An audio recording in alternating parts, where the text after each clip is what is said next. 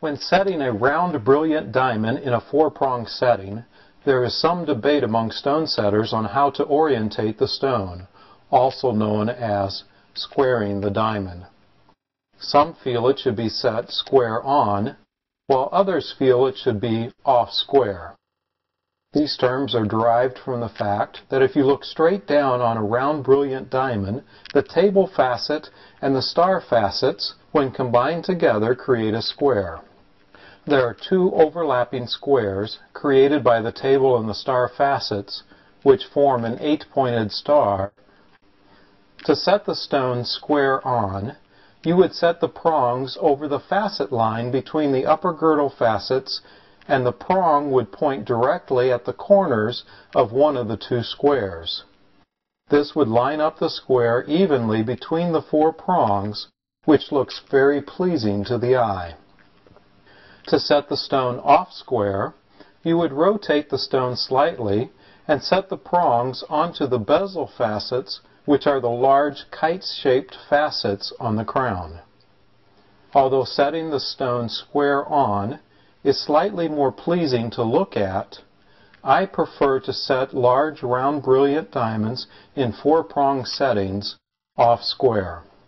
The reason is a matter of security.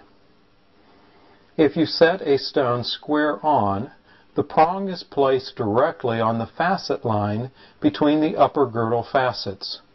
This line runs from the girdle to the point of the star facets, and the star facet continues to the table of the stone. You can see from a profile view that there are two separate angles to reach the table, which means this is a higher plane going from the girdle to the table.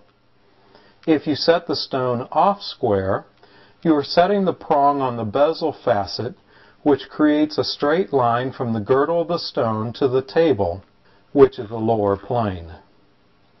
If the stone is set square on and the customer bumps the stone could rotate and the prong slide over to the bezel facet, causing the stone to become loose.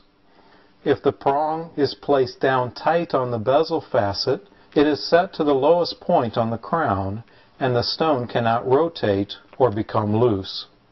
In addition, when the prong is placed over the facet line between the two upper girdle facets, it is set on two different planes. You can see from an end view looking down from the table that the outside edges of the prong are raised slightly off of the stone because the facet line is holding the prong up in the air. Although this gap is very slight, it is still enough to snag the prong on clothing or catch a piece of thread under the prong, which is not only annoying to the customer, it can also cause the prong to be lifted up, causing the stone to become loose, or possibly breaking off the prong. Because of these two reasons, I feel it is more secure to set the stone off square and place the prongs down fully on the bezel facets.